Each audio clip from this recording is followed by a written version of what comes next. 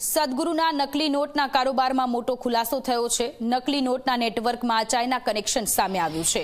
Not છાપવા માટે ચીનથી લવાયું હતું સ્પેશિયલ કાગળ પર સિક્યુરિટી ફીચર પણ તૈયાર જ આવતા સુરતના આશ્રમમાં જ છાપવામાં આવતી હતી નકલી નોટ। છેલ્લા 6 મહિનાથી ચાલતું નકલી નોટનું છાપકામ અગાઉ 20 લાખની નકલી નોટ માર્કેટમાં ફરતી હતી। ક્રાઇમ બ્રાન્ચે ચીનમાં કાગળ વેચતા શખ્સનો નંબર મેળવ્યો છે। ક્રાઇમ બ્રાન્ચે કેન્દ્રીય એજન્સીઓને મોકલી છે તમામ માહિતી।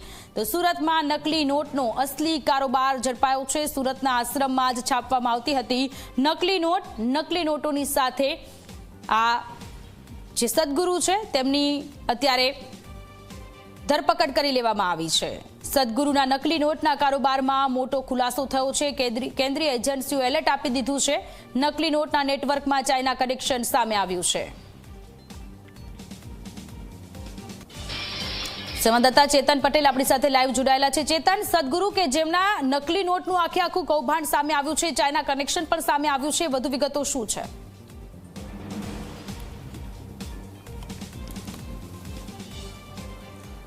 જી બિલકુલથી દેશના સૌથી મોટા નકલી નોટના કારોબારનો પર્દાફાશ અમદાવાદ ક્રાઇમ બ્રાન્ચ દ્વારા કરવામાં આવી છે। રૂપિયા 2.10 કરોડની જે નકલી ચલણી નોટો જે છે તે ઝડપી પાડવામાં આવી છે। ખાસ કરીને આ સમગ્ર જે રેકેટનો જે માસ્ટર માઇન્ડ છે સદગુરુ શ્રી પ્રદીપજીના જે આશ્રમ છે તે આશ્રમ ખાતે અમે આવી પહોંચ્યા છે। આપ જોઈ શકો છો લક્ઝરિયસ જે કાર છે તે તેમના આશ્રમમાં રહેતી હતી। આ ઉપરાંત જે 24 કલાકની જે ટીમ છે તે ટીમ હવે પ્રદીપજીની જે આલિશાન જે ઓફિસ છે તે ઓફિસના જે દ્રશ્યો છે તે આપણા સુધી હું પહોંચાડવાનો પ્રયાસ કરીશ। આપ જોઈ શકો છો આલિશાન જે સોફો છે તે સોફો અહીં મૂકવામાં આવ્યો છે। હાઈટેક જે કોમ્પ્યુટર છે તે કોમ્પ્યુટર અહીં મૂકવામાં આવ્યું હતું। અહીં આયુર્વેદિક સારવારની સાથે જે નકલી નોટોનો જે કારોબાર છે તે અહીંથી થતો હતો। જે નકલી નોટ જે છાપવામાં આવતી હતી તે અહીંથી જ છાપવામાં આવતી હતી। તેમની સાથે 6 જેટલા જે લોકો છે તેની ધરપકડ કરવામાં આવી છે। આ 6 પૈકી એક મહિલા આરોપીની પણ અંદર સમાવેશ થાય છે। આપ જોઈ શકો છો જે સદગુરુ છે તે અહીં સંગીતના સાધનની સાથે સાથે અહીં તલવાર પણ પોતાની સાથે જ રાખતા હતા। સાથોસાથ અંદર જે મુખ્ય જ્યારે ઓફિસ છે જ્યારે ચલણી નોટ છાપવામાં આવતી હતી ત્યારે અંદર કોઈ ના આવે તે માટે અહીં સીસીટીવી કેમેરા જે છે તે પણ મૂકવામાં આવ્યા છે। હું બીજા જે રૂમ છે તે રૂમના અહીં દ્રશ્યો આપના સુધી પહોંચવાનો પ્રયાસ કરીશ। અહીં ખાસ કરીને આયુર્વેદિક જે સારવાર છે તે સારવાર તો આપવામાં આવતી હતી, પરંતુ તેની સાથે આપ જોઈ શકો છો એક ભોય તળિયું જે છે તે અહીં સામે આવ્યું છે। આ જે ભોય તળિયું છે તે સામેની તરફ જ્યારે ઝૂલો મૂકવામાં આવ્યો છે ત્યાં ભોય તળિયાનો રસ્તો નીકળ્યો છે। આ ભોય તળિયાનો શાના માટે ઉપયોગ કરવામાં આવતો હતો હજુ સુધી કોઈ પણ પ્રકારનો ફોડ સામે આવ્યો નથી, પરંતુ આપ જોઈ શકો છો આયુર્વેદિક જે સારવાર છે તેના નામે અહીં નકલી નોટોનો જે કારોબાર છે તે ચલાવવામાં આવતું હતું।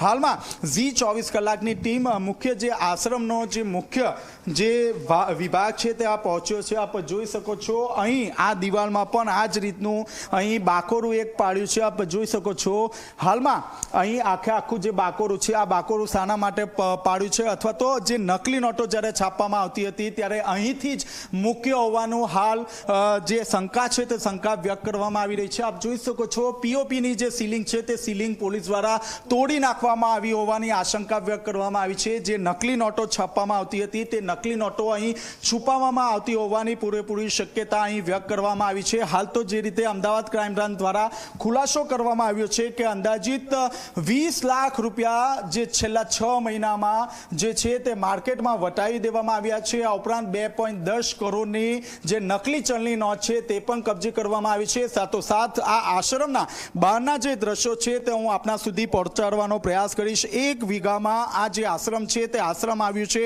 આશ્રમની બહારના નજારો આપ જોઈ રહ્યા છો। અહીં જે છે તે કોઈ પ્રવેશે નહીં તે માટે તાપી નદી અહીં ખાસ કરીને પસંદ કરવામાં આવી છે। તાપી નદીની બહાર આ રીતે જે જાળી છે લોખંડની જે ફેન્સિંગ છે તે ફેન્સિંગ પણ મારી દેવામાં આવી છે। ચારે તરફ જે સીસીટીવી છે તે સીસીટીવી કેમેરા લગાવી દેવામાં આવી છે।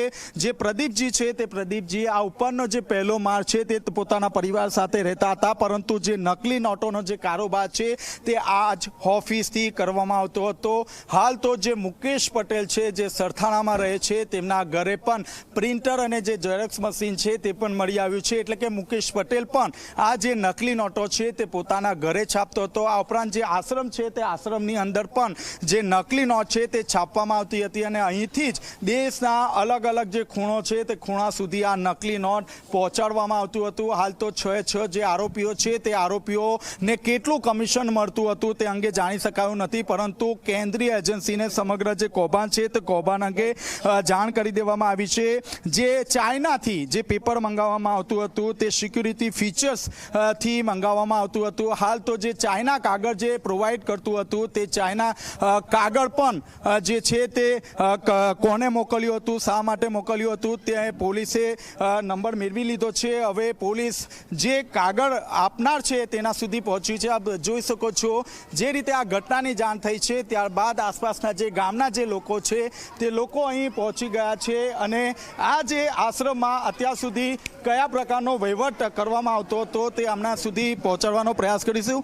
જી, શું કહેશો આ આશ્રમ વિશે? આ આશ્રમની અંદર જેવી રીતના આજે છેલ્લા 8 વર્ષથી અહીંયા છે અને અમે ઘણી બધી જગ્યાએ એમનો વિરોધ પણ થયો છે। અમે વિરોધ પણ કર્યો છે કારણ કે આટલી ઊંચી દિવાલો લીધી છે, બરાબર। તો આશ્રમની અંદર કયા કામ શું ચાલે અહીંયા કોઈને જ આઈડિયા નથી। કોઈ ગામના વ્યક્તિનો અહીંયા આની અંદર એન્ટ્રી નથી અને ગામના વ્યક્તિઓનો એન્ટ્રી નથી ને બહાર ગામથી બધા વ્યક્તિઓ આવે છે। ત્યાર પછી રાતના 12 વાગે બધી ગાડીઓ આવે છે, સવારના 4 વાગે જાય છે, મળસ કે 4 વાગે જાય છે। તો અમે ફરિયાદ પર કરી, વિરોધ પર ઘણો બધો કર્યો છે એમનો કે બધા આ બધી વસ્તુ અહીંયા ખોટી કહેવાય છે। પણ ત્યાર પછી આજે સવારની પણ ન્યૂઝમાં જોયું કે ભાઈ આવી રીતના આપણે નકલી નોટોનું કામ એમની ગાડી અમદાવાદ પકડાઈ છે। ત્યાર પછી આપણા ગામજનો બધા અહીંયા આવીને ભેગા થયા છે। તો આપ જોઈ શકો છો અહીં એક તરફ આશ્રમ છે ત્યારે બીજી તરફ આ આશ્રમમાં આટલી મોટી દિવાલ શા માટે બનાવાય તે અંગે ગ્રામજનોએ વિરોધ પણ કર્યો હતો। આપ જોઈ શકો છો જે દિવાલ છે તે દિવાલની ઉપર જે લોખંડના જે તાર છે તે તાર બાંધી દેવામાં આવ્યા છે કે જેને લઈને કોઈ પણ વ્યક્તિ અંદર ન પ્રવેશે। જે ગ્રામજનો છે તે ગ્રામજનો પણ અંદર ન પ્રવેશે તે માટે અહીં સિક્યુરિટી ગાર્ડ મૂકવામાં આવ્યા હતા।